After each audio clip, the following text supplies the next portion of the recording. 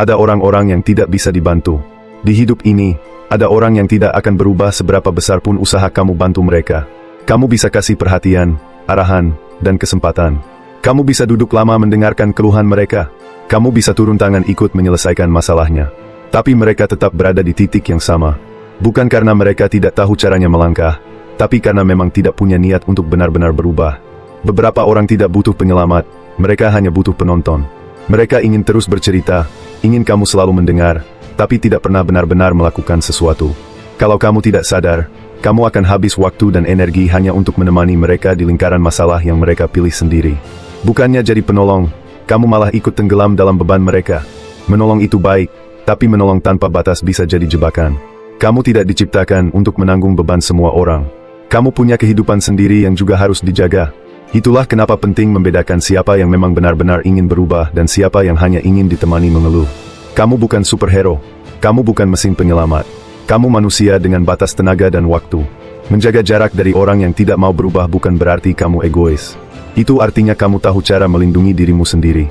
Kadang yang kamu butuhkan bukan cara membantu lebih keras, tapi keberanian untuk berhenti jadi penyangga bagi orang yang tidak mau berdiri sendiri. Si korban profesional. Ada tipe orang yang menjadikan penderitaan sebagai bagian dari identitas dirinya. Mereka merasa hanya merekalah yang disakiti, ditimpa masalah, dan diperlakukan tidak adil. Begitu kamu ulurkan tangga supaya mereka naik, mereka bilang tangganya terlalu curam. Begitu kamu kasih solusi, mereka protes solusinya terlalu sulit.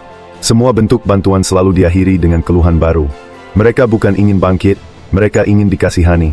Mereka ingin kamu duduk manis jadi penonton setia drama hidup mereka. Saat kamu mendekat, mereka akan memeluk status korban itu dengan lebih kuat. Karena setiap simpati yang kamu beri, memberi mereka alasan untuk tidak bergerak. Mereka bisa mengulang cerita yang sama berkali-kali, hanya ganti ekspresi dan intonasi. Yang membuat tipe ini berbahaya adalah cara mereka bikin kamu merasa bersalah saat mulai menjaga jarak.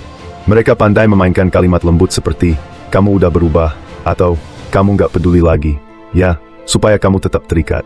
Kamu terus berusaha menyelamatkan, padahal merekalah yang tidak mau melangkah. Kamu menguras waktu, pikiran, dan tenaga untuk orang yang tidak pernah benar-benar berniat keluar dari masalahnya. Hidupmu tidak boleh dijadikan panggung drama orang lain. Kamu tidak wajib terus ada di posisi penopang. Kadang cara terbaik menolong korban profesional bukan dengan ikut mendengar terus-menerus, tapi dengan menutup pintu bagi drama yang tidak mau berhenti. Saat kamu berhenti menonton, panggung mereka kehilangan penonton, dan itu satu-satunya cara mereka belajar berdiri sendiri. Jadi, jangan merasa bersalah kalau kamu mulai menarik batas. Menolak tenggelam bukan berarti kamu berhenti peduli. Itu berarti kamu sadar siapa yang benar-benar ingin bangkit, dan siapa yang hanya ingin terus bersembunyi di balik peran korban. Pencari validasi, bukan solusi. Tipe ini kelihatannya seperti orang yang sungguh-sungguh ingin berubah. Mereka datang padamu dengan wajah serius, bercerita panjang tentang masalahnya, bahkan seolah siap menerima saran. Kamu duduk mendengarkan, kamu pikir akhirnya ada orang yang benar-benar mau berjuang. Tapi begitu kamu kasih masukan, semua hanya berhenti di situ. Tidak ada langkah nyata. Hari-hari berikutnya, mereka muncul lagi dengan keluhan yang sama, seolah tak pernah ada pembicaraan sebelumnya. Mereka bukan mencari solusi, mereka mencari pembenaran. Mereka ingin ada yang berkata, iya, kamu benar, agar mereka merasa nyaman dalam posisinya sekarang. Kalau kamu kasih nasihat yang keras dan jujur, mereka langsung mencari alasan kenapa itu tidak cocok. Kalau kamu arahkan mereka ke jalan keluar, mereka selalu punya cara untuk menolak secara halus. Intinya, mereka hanya ingin didengar, bukan diarahkan. Bahaya dari tipe ini adalah kamu bisa terjebak menjadi telinga tetap untuk curhatan tanpa akhir. Setiap pertemuan terasa seperti drama ulangan. Mereka mengeluh, kamu memberi saran, mereka setuju secara lisan, tapi tetap tidak ada tindakan. Kalau kamu tidak sadar, energi mentalmu akan habis untuk percakapan yang berputar di lingkaran yang sama. Batasnya harus jelas. Kamu tidak wajib terus menjadi tempat curhat untuk orang yang tidak mau berubah. Memberi saran itu hanya masuk akal kalau lawanmu siap menerima dan bergerak. Kalau yang mereka inginkan hanya pembenaran, kamu bukan sedang membantu, kamu sedang menonton mereka menolak tumbuh. Melepaskan orang seperti ini bukan berarti kamu berhenti peduli. Itu berarti kamu tahu bedanya antara orang yang siap melangkah dan orang yang hanya ingin dipeluk dalam zona nyaman. Kamu berhak menjaga energimu untuk hal-hal yang benar-benar membawa perubahan. Penghisap energi. Tipe ini tidak selalu datang dengan tangisan atau drama besar, tapi keberadaannya saja sudah cukup untuk membuat suasana jadi berat. Saat mereka mulai bicara, rasanya seperti udara di sekitar ikut menyusut. Setiap kalimat yang keluar berisi keluhan, kemarahan, atau kesedihan yang terus diulang. Begitu pertemuan selesai, mereka pergi dengan rasa lega, sementara kamu ditinggalkan dalam keadaan kosong, lelah, dan berat kepala. Mereka tidak mencuri uang atau barang, tapi mereka menguras tenagamu. Mereka menjadikan orang lain sebagai tempat pembuangan semua keluhannya. Mereka datang untuk menumpahkan beban, tapi tidak punya niat sedikit pun untuk membereskan sumber masalahnya. Saat kamu berusaha menyemangati, mereka justru mencari sisi negatifnya. Saat kamu kasih solusi, mereka menolak dengan alasan baru. Jika kamu terus berada di sekitar tipe seperti ini, energimu pelan-pelan akan habis. Kamu akan merasa malas bertemu orang, mudah lelah, dan tanpa sadar kehilangan semangat untuk fokus pada hidupmu sendiri. Mereka seperti awan gelap yang tidak pernah berhenti mengikuti kemanapun kamu pergi.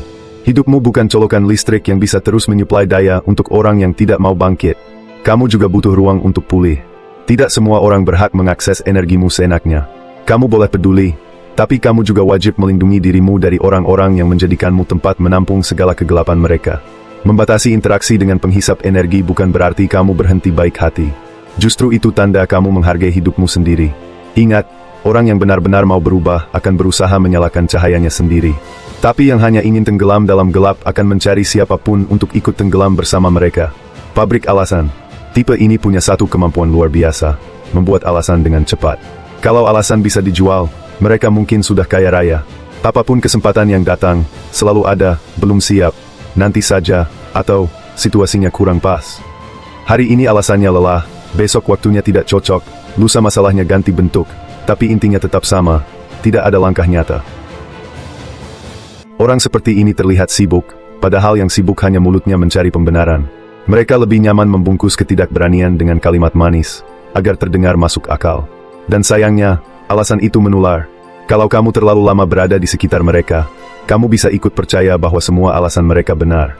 Kamu ikut melambat, ikut menunda, ikut merasa bahwa besok selalu akan lebih baik dari hari ini. Padahal kenyataannya, besok tidak akan mengubah apapun kalau tidak ada tindakan sekarang. Tipe ini bukan tidak punya kemampuan, mereka hanya terlalu betah di zona nyaman. Dan kalau kamu terus mencoba menyeret mereka, yang terseret justru kamu.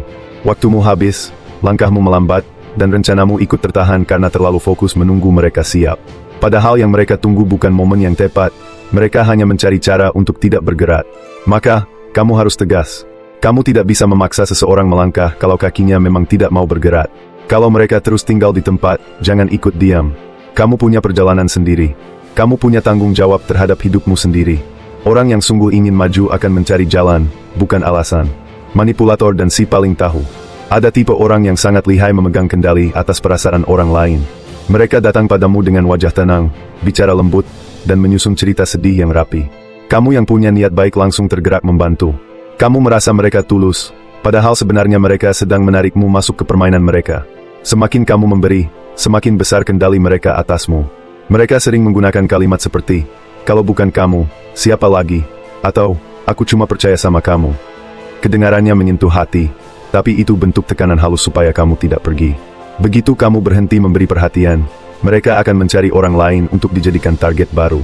Mereka tidak butuh solusi, mereka butuh cara supaya kamu tetap berada di bawah pengaruhnya. Lalu ada juga tipe yang tidak kalah menyebalkan, si paling tahu.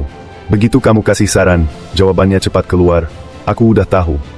Tapi hidup mereka tetap berantakan. Mereka tidak mau diarahkan, hanya ingin terlihat lebih pintar. Mereka ingin mendengar suara mereka sendiri, bukan menerima masukan dari siapapun. Orang seperti ini tidak ingin berkembang, mereka ingin didengar untuk memperkuat egonya. Kalau kamu terus berada di sekitar orang seperti ini, kamu hanya akan lelah. Kamu merasa usahamu tidak dihargai, padahal bukan karena kamu kurang baik, tapi karena mereka memang tidak mau berubah. Kuncinya adalah tegas menjaga jarak. Kamu tidak bertanggung jawab memperbaiki hidup orang yang tidak mau mendengarkan. Hidupmu terlalu berharga untuk dikendalikan oleh ego dan manipulasi orang lain. Kamu punya hak penuh atas tenagamu, waktumu, dan pikiranmu. Jika seseorang membuatmu merasa bersalah hanya karena kamu menarik diri dari lingkaran masalah mereka, itu tanda jelas bahwa mereka tidak layak berada di lingkar hidupmu. Melepaskan bukan berarti kamu jahat, itu artinya kamu memilih waras.